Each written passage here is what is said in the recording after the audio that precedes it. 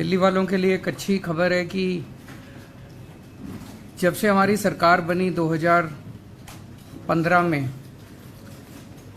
तब से दिल्ली में ट्रैफिक कम करने के लिए और पोल्यूशन कम करने के लिए हम एक प्रीमियर बस एग्रीगेटर स्कीम लाने की कोशिश कर रहे हैं।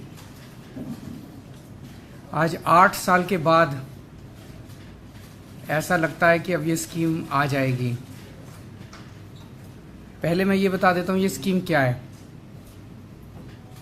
आप सब लोग जानते हैं कि दिल्ली में जब मेट्रो आई थी तो बहुत सारे ऐसे लोग थे, middle class, upper middle class, जिन लोगों ने अपनी अपने स्कूटर, अपनी अपनी गाड़ियां छोड़ के और मेट्रो से सफ़र करना चालू किया।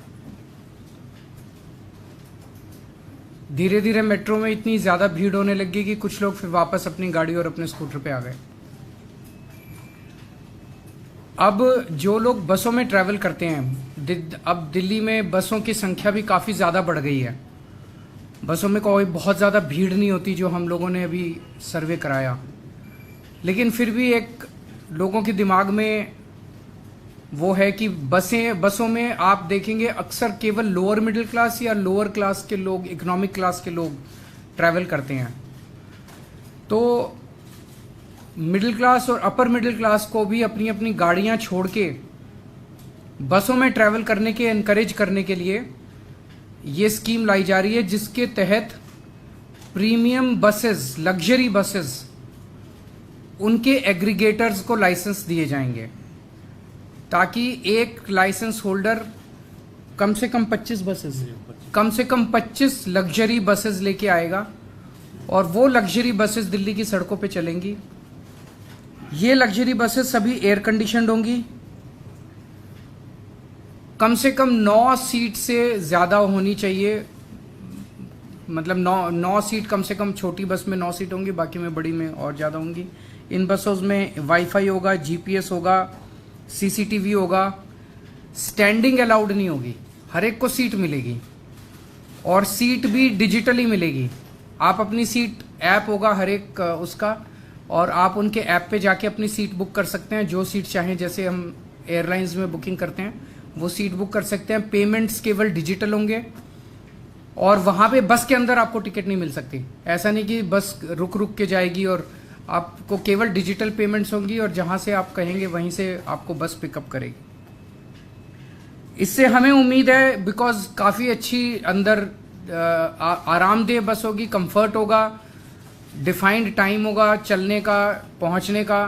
तो हमें उम्मीद है कि बहुत लोग अपनी गाड़ियाँ छोड़ के इन बसेस में आएंगे और इससे दिल्ली की यातायात व्यवस्था बेहतर होगी, ट्रैफिक कम होगा और पोल्यूशन, एयर पोल्यूशन कम होगा। इसमें जो बसेस होंगी वो अगर सीएनजी बसेस हैं तो वो 3 साल से पुरानी नहीं होनी चाहिए, जो बसेस अलाउड होंगी। और जो नई बसेस 1 जनवरी 2025 के बाद, 1 साल 1.5 साल के बाद जो नई बसेस इसमें इंट्रोड्यूस हो सकती हैं वो केवल इलेक्ट्रिक बसेस होंगी।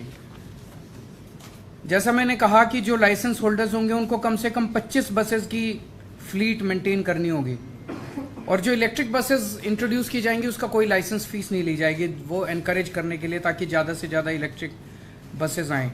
एक इस पॉलिसी की खासियत यह है कि इस बसेस का रूट हम डिसाइड नहीं करेंगे, इन बसेस का रूट मार्केट डिसाइड करेगी।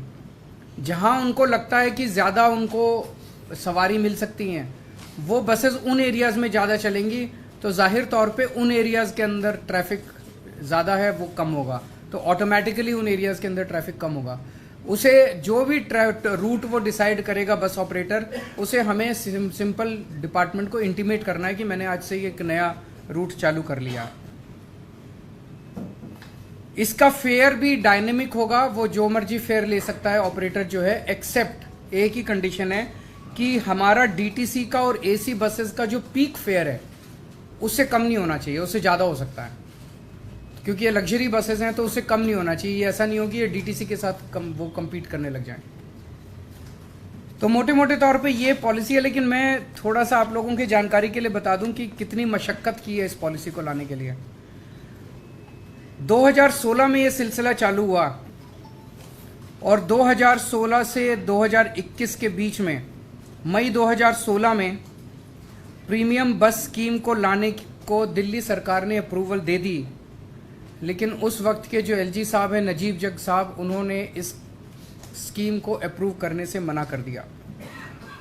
फिर जून 2016 में भारतीय जनता पार्टी के विजेंद्र गुप्ता ने एंटी करप्शन ब्रांच में शिकायत की कि भ्रष्टाचार हो गया, भ्रष्टाचार हो गया, भ्रष्टाचार हो गया, जैसे कि वो सब स्कीम में अनाउंस करते हैं। और इसकी सारी जांच वांच हो गई। स्कीम आई नहीं थी, अभी तक स्कीम आई नहीं थी, बच्चा पैदा ही नहीं हुआ था और भ्रष्टाचार हो गया, भ्रष्टाचार हो गया, भ्रष्टाचार। इसकी सारी जांच वांच हुई, इसमें कुछ नहीं निकला इनका, जैसे हमेशा नौटंकी करते हैं। 2017 से 2019 के बीच में ट्रांसपोर्ट डिपार्टमेंट में ऑब्जेक्शन लगाया कि भाई मोटर व्हीकल्स एक्ट के अंदर ये स्कीम नहीं ला जा सकती। फॉर्चुनेटली अगस्त 2019 में भारत सरकार ने मोटर व्हीकल्स एक्ट में अमेंडमेंट किए और जो अमेंडमेंट्स किए उसके तहत अब बस एग्रीगेटर स्कीम आ सकती थी। 2020 और 21 में कोरोना हो गया। अब 2022 में हमने दोबारा से इस पूरी स्कीम को रीड्राफ्ट किया। 18 अगस्त 2022 को पब्लिक कमेंट्स के लिए इसको डाला गया। 8 सितंबर तक कमेंट्स आए। उन कमेंट्स को और इसको लीगली वेट करके 8 मई को इसे दिल्ली सरकार की मुख्यमंत्री की अप्रूवल मिली और 25 मई को एलजी साहब की इसको अप्रूवल मिली। तो एलजी साहब से जब ड्राफ्ट स्कीम अप्रूव होके आई तो इसको दोबारा पब्लिक के कमेंट्स के लिए डाला गया 29 मई को। और जो अब कमेंट्स आए हैं उन सारे कमेंट्स के साथ, और 27 जुलाई को ट्रांसपोर्ट डिपार्टमेंट ने एक स्टेक होल्डर कंसल्टेशन भी किया। उससे जितने कमेंट्स आए, तो जो कमेंट्स आए हैं उसमें जो एलजी साहब ने अब अप्रूव की थी स्कीम, वो बहुत ही माइनर 2-4 छोटे मोटे चेंजेस हैं। ये आज मैं अप्रूव कर रहा हूँ इस स्कीम को और आज इसको एलजी साहब के पास भेजा जा रहा है। तो जैसा कि एलजी साहब इसको ऑलरेडी 25 मई को अप्रूव कर चुके हैं, तो उसमें बहुत माइनर चेंजेस हैं। मुझे उम्मीद है कि एलजी साहब इसको अब जल्दी अप्रूव कर देंगे और अब दिल्ली पूरे देश का पहला शहर होगा जहां पे इस किस्म की बस एग्रीगेटेड प्रीमियम बस एग्रीगेटर स्कीम आ रही है। और मेरा अपना मानना है इससे दिल्ली के लोगों को बहुत बहुत सुविधा मिलेगी, ट्रैफिक भी कम होगा, अच्छा ट्रांसपोर्ट भी मिलेगा, वर्ल्ड लेवल का ट्रांसपोर्ट मिलेगा और पोल्यूशन भी कम होगा। आज एक और आप लोगों को जानकारी के लिए बता दें, दिल्ली अकेला शहर था पूरे देश में, अकेला राज्य था जब कोविड के समय में हमने देखा कितनी तकलीफ हुई थी, लेकिन उस वक्त भी कई कोरोना वॉरियर्स थे जिन्होंने अपनी जान दांव पे लगा के दिल्ली के लोगों की सेवा की थी। जो कोरोना वॉरियर्स शहीद हो गए, ऐसे लोगों को दिल्ली अकेला राज्य है जिसने 1-1 करोड़ रुपए की उनकी शहादत का सम्मान करते हुए उनके परिवार को, मैं, मेरे मंत्रीगण, उनके घर जा जाके हम उनको 1-1 करोड़ रुपए का चेक दे के आए थे। ऐसे बहुत सारे डॉक्टर्स हैं, हेल्थ वर्कर्स हैं, पुलिस वाले हैं, सफाई कर्मचारी हैं, टीचर्स हैं, पैरामेडिक्स हैं, वॉलंटियर्स हैं। अभी पिछली जो मीटिंग हुई, इसका एक ग्रुप ऑफ मिनिस्टर्स है जो अप्रूव करता है, उसमें 2 नाम और अप्रूव किए गए हैं।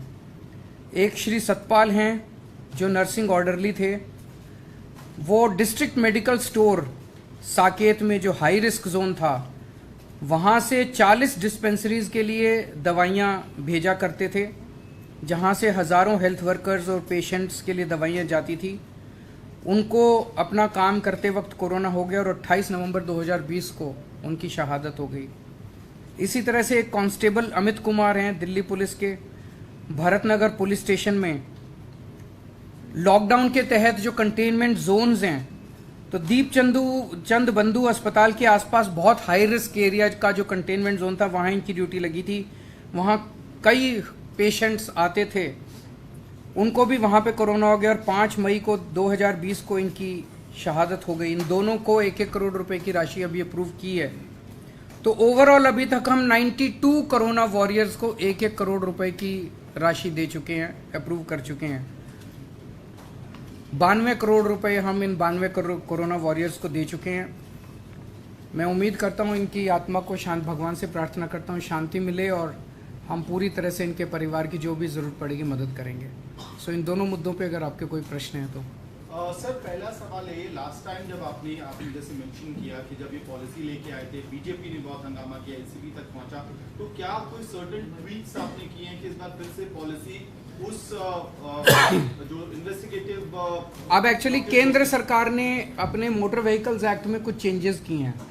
वो चेंजेस करने के बाद उन्होंने कुछ एक खाका तैयार किया है कि ऐसे बनाई जा सकती है। तो केंद्र सरकार के जो चेंजेस हैं मोटर व्हीकल्स एक्ट में, उसको ध्यान में रखते हुए हमने पॉलिसी बनाई है। पहले जो हमारी पॉलिसी थी वो हमने अपनी सोच के हिसाब से बनाई थी। मुझे लगता है वो पॉलिसी केंद्र सरकार ने भी देखी थी, उन्होंने इंटरनली तारीफ भी की थी, तो उसको देखते हुए हो सकता है उन्होंने बाद में सब्सिक्वेंटली मोटर व्हीकल्स एक्ट में अमेंडमेंट किए हों।